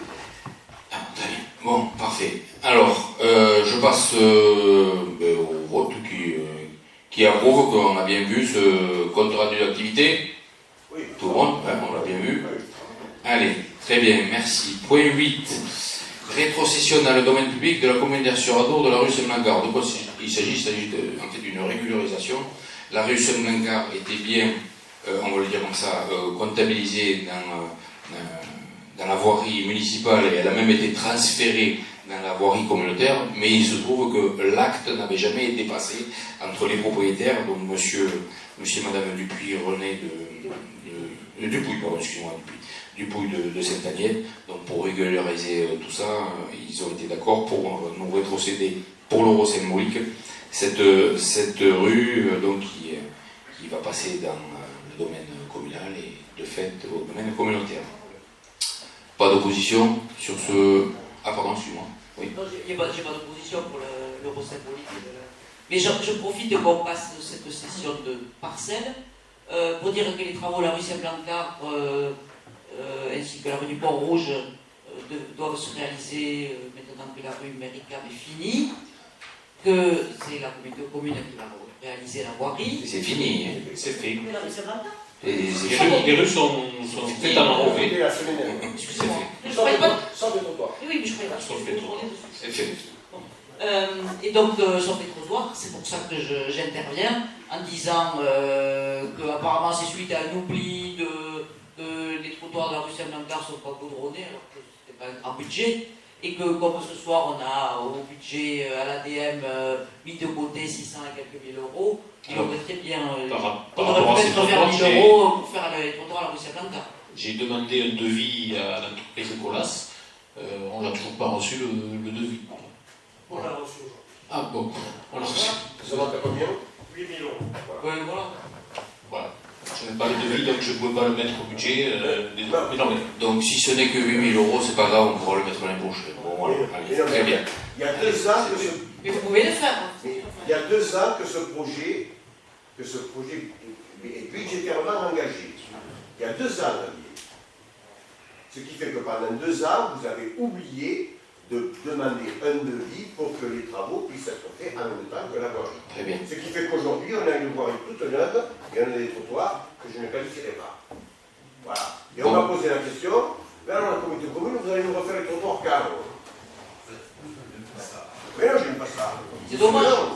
Ça, c'est la faute, c'est un oubli municipal, de l'exécutif municipal. Très bien. Et ça fait des ordres. Ça fait des ordres. Parce que l'adjoint n'avoir rien démissionné, Peut-être. Ça a perturbé les choses. Pas, mais ça fait 2 ans quand même que c'est budgétisé. Il y a eu un oubli de cession de rue pendant 30 ans. Et ça, Oui, mais parce qu'on ne le savait pas. Tu le savais toi? Eh bien alors. Delphine. Eh bien alors. Delphine. Eh bien alors, Marie. Delphine. En filière, Delphine. Vincent, est-ce que tu es passé pour voir la note? Parce que j'ai eu l'occasion d'y passer et derrière, il y a pas mal de creux. C'est en train, on dirait, de s'affaisser pas mal. Oui. On le signalera à la communauté commune pour engager les travaux. Elle n'a pas compris que c'était la communauté commune. On peut voir la note, ce serait que là derrière, c'est en train de s'effondrer, il y a des creux qui sont en train de se faire qui sont assez. on a un problème des. Je vais te répondre. Monsieur le maire prend toujours la précaution oratoire dans le bulletin municipal de dire que les programmes de voirie sont faits à la demande de la commune. Moi, je n'ai pas reçu de demande de la commune s'agissant des travaux à faire sur le boulevard Lamotte. C'est imparable comme argument. C'est imparable comme argument. Et on a une réunion préparatoire. Là, on a finalisé il y a quelques jours une réunion pour préparer le programme 2020. Vincent Baraille et Claude Pommier étaient présents avec M. Rousseau. La commune ne m'a pas demandé de faire des travaux sur le boulevard Lamotte. C'est pour ça qu'elle pose la question. Oui, voilà. Mais non, mais le maire, il dit pas comme une commune. Eh oui, c'est trop facile. C'est pas sérieux, ça dit ça. Très bien. C'est pas sérieux. Ben, je me doutais que plus on avance, moins je vais être sérieux et compétent. Mais bon. Oui, mais c'est une réalité. Oui, ça j'en doute pas une seconde. Point 9, cession d'une parcelle donc à Pérez. Il nous restait l'eau qui appartenait à la commune, donc une parcelle qui faisait 1800 m², qui était juste à côté de la société Fior, derrière GES. C'était à la commune. Et ce sont des professionnels de santé qui veulent se regrouper. Ça n'a rien à voir, bien évidemment, avec la maison de santé qui est en train de se faire aujourd'hui de la communauté commune. Ce sont des professionnels de santé qui veulent se regrouper au sein d'une structure. Alors il y a une diététicienne, une kiné, une psychologue, une esthéticienne et un chirurgien. Voilà les 5 personnes que je connais aujourd'hui. Mais oui, alors l'esthéticienne, parce qu'on m'a expliqué que... Ah, c'est plastique. Oui, plastique par rapport aux cicatrices. Alors, je ne sais rien. Bon, voilà. Donc ils cherchaient un terrain depuis un petit moment, local, et ils n'arrivaient pas à le trouver. Ils ont eu vent de ce lot-là, et on leur a proposé, donc au prix qui s'était vendu tous les lots au sein de la ZEC de PRS à 17 € le m². Donc c'est pour ça que vous avez la somme de 32 000 €, donc la cession de la... alors pas la dernière, la concours il en reste, mais quasiment, enfin, ce qui concerne la ville, c'est la seule parcelle que la ville détenait à la ZEC de PRS. Voilà, pas d'opposition pour cette vente de terrain? Non, pas d'opposition, vous avez une demande, très bien. Simplement, la ville avait acheté il y a maintenant une dizaine d'années ce terrain pour un éventuel futur agrandissement de GES. C'était ça l'objet de l'achat. La commune avait acheté à la commune de commune ce terrain pour dire si un jour GES doit avoir une extension possible, etc., ce sera bien d'avoir ce terrain. Il est évident que là, ça veut dire que a un projet qui existe, pas de problème. Puisque vous parlez maison de santé, monsieur le maire. Non, j'ai bien dit que ça n'avait rien à voir avec une maison de santé. Qu'il n'y ait pas d'ambiguïté. Non, il n'y a pas de. D'accord. Il n'y a pas de. Mais je ne sais pas s'il faut le faire maintenant ou que les syndicats, ça peut-être raison. Je voulais vous parler de la maison de santé. Monsieur Divers. D'accord. C'est bon, hein, à l'unanimité, je vous remercie. Point 10, pareil, donc une session de lot, donc je l'avais parlé, on a fait un lot en novembre, mais on en a un nouveau lot, donc je vous en ai parlé qui était dans les tuyaux, mais il est allé un peu plus vite que prévu. Donc le 12e et le 13e lot, 14e, je ne sais plus exactement, il doit en rester 9, si mes souvenirs sont bons, donc pour un montant de 33 768 € pour 804 mètres carrés. Voilà, pas d'opposition pour la vente de ce terrain, très bien, et je vous l'avais annoncé, il y en a un troisième qui est dans les tuyaux. Voilà, je ne sais pas si ça ira aussi vite, mais on peut l'espérer. Très bien, et bien je laisse la parole à Marie pour finir au point 11 et 12. Le point 11, c'est la création d'un emploi d'agent non titulaire. Donc, suite à l'absence d'un agent titulaire qui est en congé maladie, en l'occurrence M. Jérôme Meuret, qui a eu un accident de travail. Donc je vous propose de créer un poste effectivement pour le remplacer, puisque son arrêt minimum sera quand même au moins de 3 mois pour lui. Donc nous avons procédé à un recrutement d'un petit jeune qui sera en poste à compter du 16 décembre. Pas d'objection là-dessus. Je vous remercie. Donc le point suivant, je vous propose de prendre les tableaux des effectifs communaux. Donc comme vous savez, nous avons l'obligation chaque année de présenter l'effectif communal. Donc je ne sais pas si vous avez des questions à poser, si vous l'avez parcouru. Non, pas d'objection là-dessus. Donc, juste pour info, nous avons à l'heure actuelle 51 titulaires et 5 non titulaires dans notre collectivité, ce qui nous donne un effectif de 56 agents. Voilà, au 1er janvier 2020. Pour le chef de la police municipale, qu'est-ce que vous envisagez de faire? Mais à l'heure actuelle, voilà, je crois qu'on en avait parlé déjà et donc on en a parlé également au comité technique. C'est quelque chose de très compliqué puisqu'effectivement, on ne peut pas recruter le même grade actuel et donc en plus lui est en congé, est en arrêt maladie. Par reconduction. Par reconduction, voilà. Il n'est pas pour. C'est ce qu'on demande un peu, enfin qu'on demande, que les médecins, s'ils pouvaient déterminer une durée assez longue, qu'on ait la possibilité de le recruter, parce que c'est 3 mois, donc tous les 3 mois il peut revenir. Voilà. Et la problématique, c'est le poste particulier. Quelqu'un qui est dans la voirie, c'est plus facile d'embaucher quelqu'un en CDD de 3 mois pour la voirie. Police municipale, c'est pas la même chose, ça demande des qualités professionnelles autres. Pourquoi pas même là? Parce que si M. Astabi revient, on ne va pas avoir 2 chefs. Le nombre de policiers, ça sera pas. Ah, mais qu'on étoffe peut-être, mais au même grade, si M. Astabi, il y aurait 2 chefs, ce serait problématique. Voilà. Je rejoins Marc Cavard. Oui.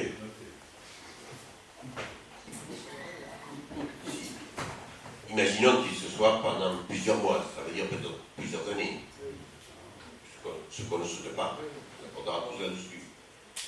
Et donc vous allez attendre, je ne sais pas combien il est de la retraite, 4 ou 5 ans ou... Non, 2 ans. 2 ans, d'accord. C'est pour ça qu'il y a peut-être... Et est-ce qu'il ne faut pas qu'il y ait temporairement l'autre de police municipale, qu'il ne soit pas le chef de police? Alors, on a eu dernièrement des personnes qui se sont manifestées en cadre de contractuel. Ce qu'on ne croyait pas possible pourrait peut-être l'être. Une loi qui a été votée.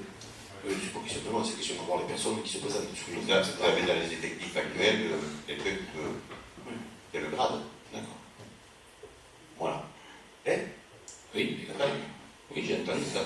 Il y a un employé communal communal aujourd'hui qui peuvent officier. Très bien. Voilà. Donc nous ne sommes pas là plus vain de dire que ça ne se trouve pas comme ça. Ah non, non, non, on a reçu 2 candidatures autres. Donc voilà. Bon, donc oui, effectivement, je vous peux procéder au vote. Est-ce qu'il y a des objections par rapport à ce tableau? Je vous remercie. Allez, 13e et dernier point, enfin dernier point avant les questions diverses. C'est la charte d'engagement donc, pour le réseau de proximité des finances publiques. On en a déjà parlé ici en conseil communautaire hier soir, donc pour l'ensemble quasiment tous, moins quelques-uns, nous avons validé ce nouveau contrat par rapport aux finances publiques. Je le rappelle pour le grand principe, c'est que ce serait qu'à partir il serait là à partir de septembre 2020, il tiendrait une permanence à la mairie. Alors à la mairie, ce serait où? Ce serait à la place, au niveau du CCAS. Donc pour les usagers, ça ne va pas gêner puisque vous avez bien compris que c'est la porte juste avant. Donc ça ne gênera personne. Donc ce sera on est parti sur le principe de demi-journée avec des prises de rendez-vous. Et les prises de rendez-vous pour le public seraient centralisées au niveau de la communauté commune, au niveau de la maison des services publics. C'est eux qui centraliseraient les appels et les prises de rendez-vous. Et donc la réception du public se ferait donc, dans les locaux de la mairie en bas au CCAS. Voilà, c'est la convention donc, qui est tripartite entre la communauté commune, la commune donc, et la DGFiP. Voilà, pas d'opposition sur cette charte. Je vous remercie. Allez, les derniers points, questions diverses. Alors, je vais d'abord, avant de vous laisser la parole, je vais laisser la parole à Claude et à donc Jacques-Claude qui va vous faire, on vous l'a remis sur table, le bilan de la piscine 2019. Je vais juste faire le point sur les travaux des vannes dans la minute. Je vous ai annoncé que les travaux seraient terminés vers le 15 décembre et ce n'est pas possible puisqu'il y aura un délai beaucoup plus long. Ce sera certainement vers le 15 février au plus tôt. Alors ce chantier est très complexe pour une simple raison, c'est que on s'est aperçu que quand on a fermé le canal en amont des vannes, c'était en très mauvais état. Les berges étaient en très mauvais état. On savait qu'il fallait la renforcer, mais c'était pire que ce qu'on pouvait penser.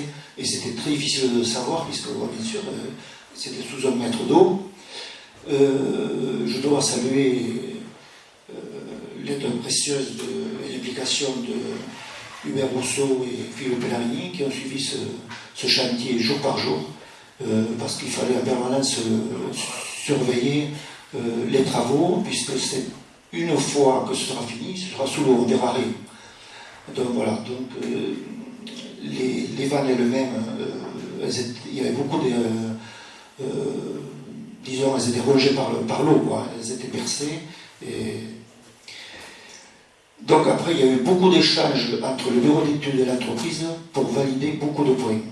Et jusqu'à 12 mails par jour, quelquefois, puisqu'il fallait valider le vérin, les vannes, la fixation au sol, la drone. Enfin, je ne sais pas, j'avais mis quelques dossiers pour les membres de la commission environnement, je pense que si vous avez vu, et notamment Jérôme, un dossier très technique.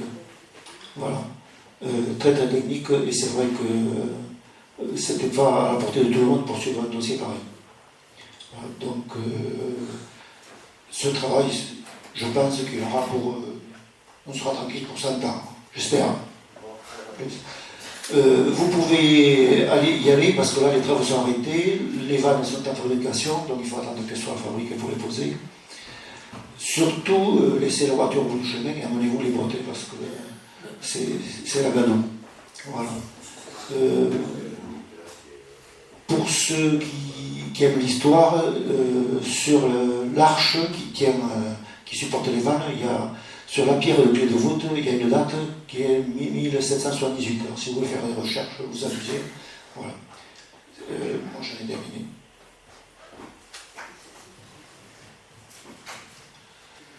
Alors, le rapport de la piscine comme municipale de natation pour la saison 2019, donc on vous a fait passer tout ce laïus. Il y a des conclusions un peu amenées par notre nouveau responsable du service des sports.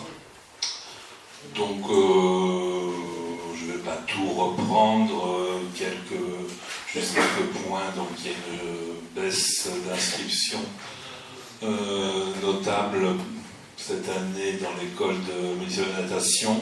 On peut expliquer, je pense, effectivement, par l'incertitude qu'il y a eu pendant plusieurs mois sur le fait qu'on ait du personnel pour gérer l'école de natation, sur le fait qu'il n'ait pas pu y avoir de préinscription ou de communication comme cela se faisait les années précédentes au niveau des écoles par les agents, puisque à ce moment-là, nous n'avions pas d'agents.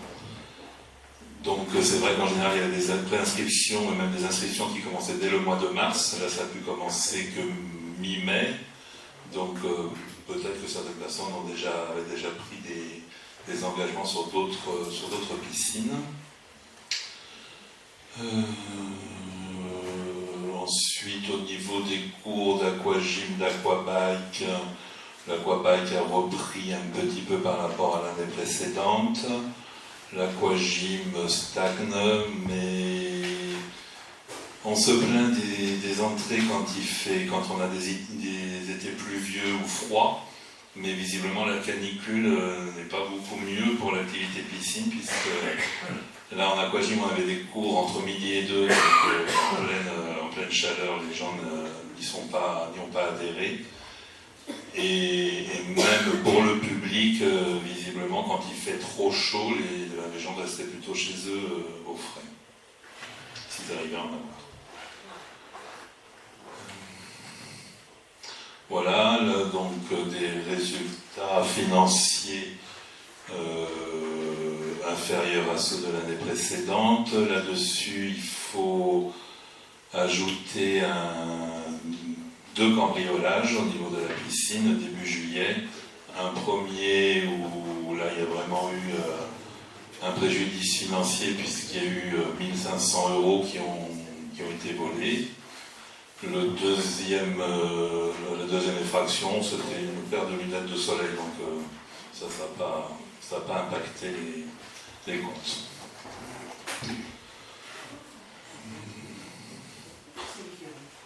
Voilà, après, si vous avez le rapport, si vous avez des questions particulières et que je peux y répondre. Ouais, il y a juste une erreur dans la dernière page, là. À déduire le montant du préjudice estimé lors du cambriolage. Oui. Donc s'il faut c'est la formulation qui n'est pas terrible, je suis d'accord avec toi. On ne déduit pas, en fait, c'est que l'estimation, si on n'avait pas eu ce vol, on aurait eu 1500 € de plus de recettes. C'était juste pour... voilà. Oui, mais si je prends le budget, on avait mis au budget 25 000 €. Là, il y a des recettes en moins, ça fait de 6 380 €. Donc, ça fait bien 18 620 €. Et si je prends le résultat de la piscine de 20 126 € moins 1500 €, ça fait bien 18 626 €. Alors, je t'explique par contre les chiffres qui ont été annoncés à l'ADM, parce que c'est vrai que nous avons eu du mal à présenter le rapport comme on avait dit, puisqu'on ne savait même pas si on allait le présenter ce soir, parce que M. Malora nous a ressorti des dernières recettes après qu'on ait édité notre DM. Donc il s'avère qu'effectivement, les chiffres présentés sur le rapport de ce soir sont bons, mais donc il n'y a pas 6 000 € en moins à la base. Mais donc, c'était des recettes des chèques qu'il nous a ressortis après coup. C'est pour ça que je vous dis, on a bien bataillé, parce qu'en plus, par rapport déjà au bilan de 2018, on avait du mal à récupérer les données du rapport de 2018. Et donc après, lui, c'est pour ça qu'on lui a même demandé de nous ressortir, je ne sais pas si vous avez remarqué, les tableaux faits comme ils étaient faits auparavant. Parce que lui, je ne vous le cache pas, il nous avait sorti quelque chose de très complexe. Donc on est revenu, entre guillemets, à la normale, et c'est là où il nous a ressorti des titres de recettes, après qu'on ait édité notre DM. Voilà, l'explication. Mais oui, mais je ne pouvais pas me permettre, là, une fois qu'on a réalisé l'ADM, de revenir sur les chiffres quand même. Non, mais bon, voilà. Mon interrogation. Non, mais je te comprends, parce que c'est ce que j'ai dit à Jacques-Claude quand j'ai vu moi aussi le compte rendu. J'ai dit, il va y avoir un souci. Mais bon, je pense que voilà, l'explication que je te donne, voilà, pour moi, c'est. Voilà, parce que moi, le rapport, je n'avais pas vu avant non plus. Il n'y en a pas d'autres chèques dans le Eh bien, écoute, j'ose espérer. Voilà. Je voulais simplement. Les vols, là, c'est en journée pendant que. C'est la nuit. C'était le jour, il y a eu la... Mais la nuit, alors la caisse reste à la piscine. Mais ça, ce n'est pas cette année, je peux te le dire. Non, c'était de très longtemps. D'accord. Et oui, le fond de caisse, oui. Ah, le fond de caisse. Et donc, alors, non, mais par contre, il y a un coffre, et c'était le week-end du 14 juillet prolongé, en n'ayant que la possibilité d'amener les recettes à la trésorerie le mardi matin. En plus, les recettes ne sont pas amenées à la trésorerie tous les jours. Non, il y a le coffre. Voilà, il y a le coffre. Il y a eu fraction du coffre. Il y a eu fraction du coffre, parce que le coffre reste au local de la piscine. Il y a un coffre à la mairie. Non, mais là, c'est à la piscine. Oui, mais l'argent aurait pu être à la mairie. Dans tous les cas, bon, un vol, ça peut arriver, il n'y a pas de problème. C'est comme ça, c'est comme ça. Par contre, ce qui n'est pas normal, ça veut dire qu'il y a un manque de suivi. Je ne sais pas si c'est la ministre des Finances que tu es, ou si c'est le ministre des Sports, mais c'est pas normal qu'au mois de décembre, des chèques inhérents à des prestations de l'été. Écoute ce que je te dis. C'est pas normal qu'en novembre ou en décembre, il y a encore des chèques qui ne sont pas remis à la semaine. Ça veut dire qu'il y a un manque de vigilance. Je vais l'appeler comme ça, pour être gentil, pour être propre. Hein. Il y a un manque de vigilance. Alors, je ne sais pas si c'est toi qui ne le fais pas ou Jean-Pierre Rousseau. Non, c'est Jean-Claude. Hein. C'est Jean-Claude. Voilà. Donc, c'est ce que tu dis, Jean-Claude? Qu'est-ce que tu dis là-dessus? Moi, je dis voilà que j'ai pas suivi au jour le jour les remises en banque et ainsi de suite. Il y a eu un premier retour avec des premiers comptes, voilà. Et d'un coup, on me dit, là, on a trouvé au fond d'un tiroir une enveloppe et il y avait des chèques dedans. Bon. Donc ils ont été déposés après à la trésorerie publique pour s'encaisser. C'était pas logique. Je pense qu'il y a eu un manque de rigueur, mais l'année a été compliquée. On va dire que ce sera mieux géré l'année prochaine, je l'espère. Et mieux mis en place dès le début.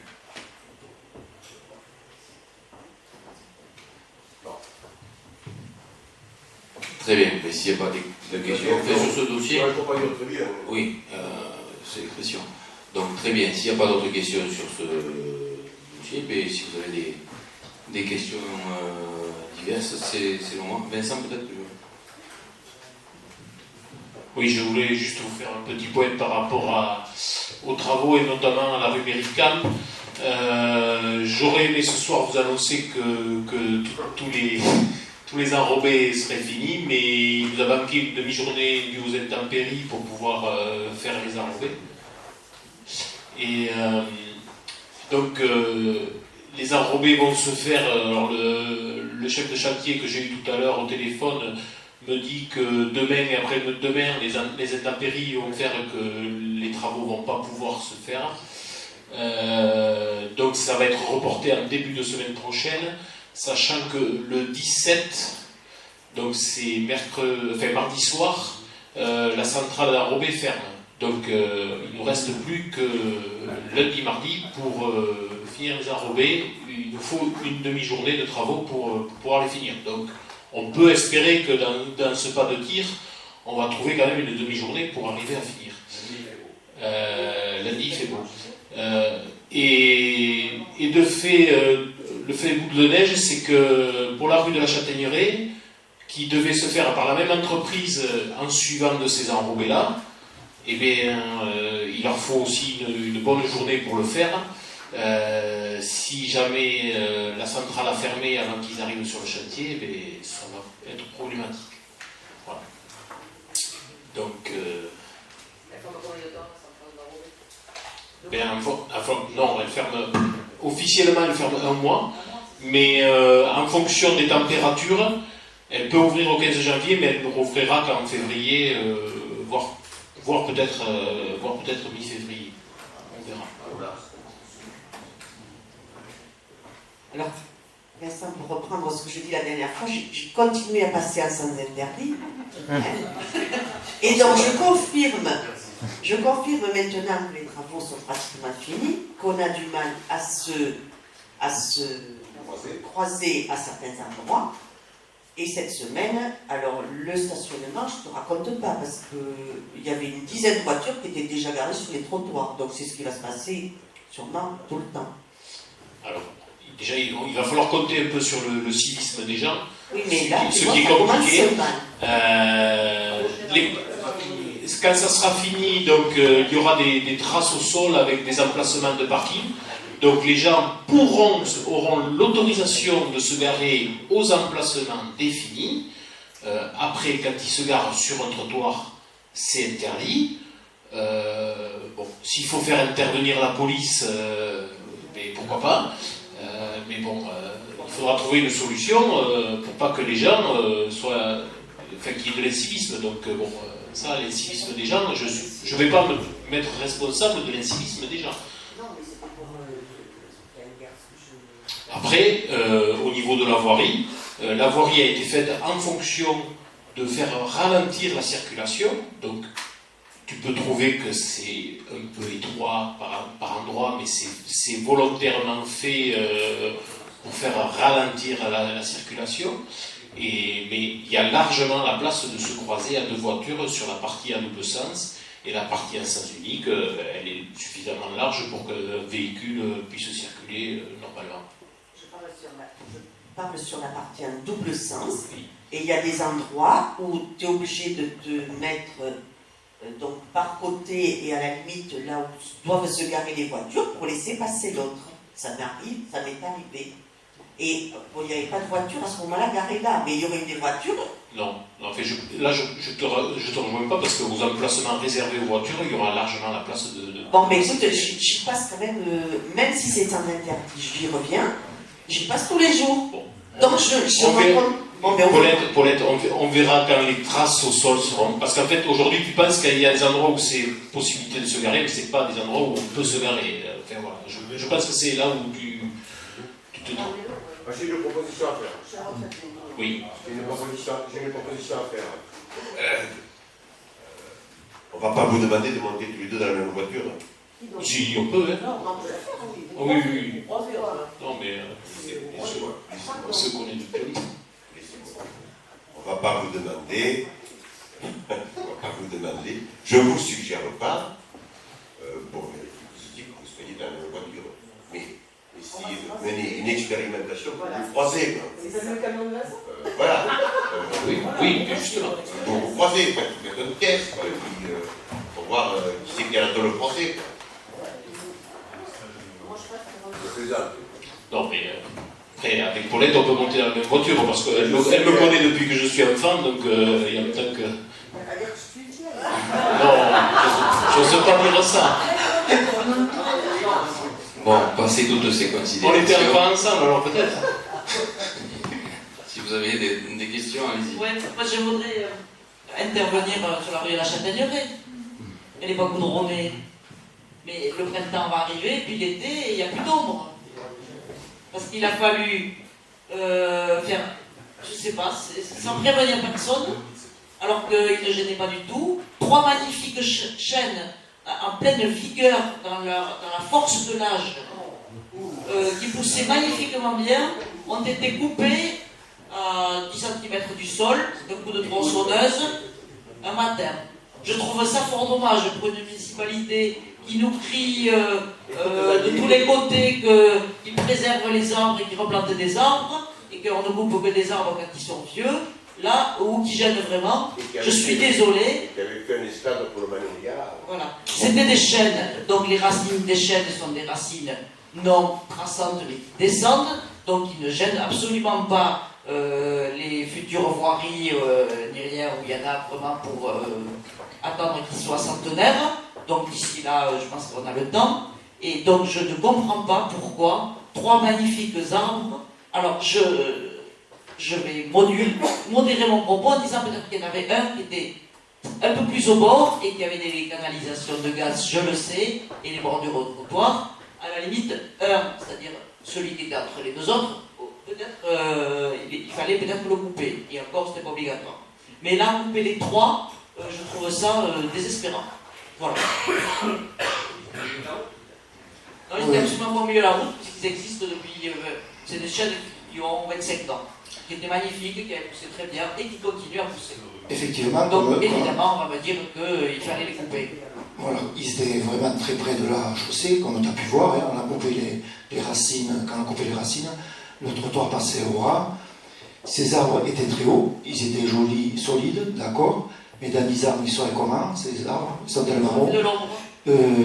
Oui, enfin. Ils en faisaient, ils auraient continué à en faire. Moi, je sais non, mais il n'y a pas d'excuse là, je suis désolé. Je suis scandalisé qu'on couvre des arbres. Pour ma part, moi, j'ai recueilli les doléances de certaines personnes qui me disaient qu'ils avaient beaucoup trop de feuilles et que c'est des arbres gênés. Oh là là là là. Mais alors, si vous partez là-dedans, ça va être grave quand même. Parce que moi, j'en ai entendu d'autres qui m'ont dit ah ben il y a les feuilles des arbres de la rue qui vont dans mon jardin, je ramasse les feuilles, donc coupez les arbres. Alors, on va couper tous les arbres de la ville dans ce cas-là. Non, franchement, c'est une réponse, Claude, qui est franchement nulle. Voilà. Non, je te dis. Non. Ah non, mais là, je m'énerve quand on coupe un arbre. Là, c'est pas justifié. Non, mais ces arbres étaient beaucoup trop grands. Tu étais un peu moins énervé quand vous allez couper. Des arbres, c'est tout. Ils sont trop grands, mais c'est des arbres. Voilà. Ça sera replanté, mais bon. Oui, mais enfin, franchement, vous auriez pu vous en passer de celle-là. Delphine. Mais qui a pris la décision? Delphine, autre question. Qui a pris la décision? C'est toi, Claude? Delphine. C'est bon, on doit faire part que. C'est bon, Claude, Delphine, on passe aux questions suivantes. On va pas passer la nuit. Allez, Delphine. Oui, il y avait le rendu du budget administratif, du budget participatif au conseil départemental. Je n'ai pas retrouvé les résultats sur Internet. Est-ce que tu Non, moi je ne les ai pas non plus. Mais c'était en sud-ouest. Donc je n'ai pas eu la possibilité. En direct. Qui a gagné? Sur le canton Adour-Armagnac, qui est uniquement celui de l'école de formation de jardin participatif. Oui, et Grenade, la rivière. Sur le canton Adour-Armagnac, il y en a 3. Voilà. Sur la commune de commune, sur la commune de commune, c'est l'école de. Ensuite. Oui, alors je vais parler de la maison de santé. Avant, néanmoins, on a reçu le procès-verbal de la réunion technique sur le programme voirie 2020, et il est indiqué qu'il y a 2 rues qui sont dans l'éventuelle programmation des travaux en 2020. Donc, la commune, les services techniques se sont rendus compte qu'ils avaient un numéro de parcelle, et donc ils étaient propriété privée.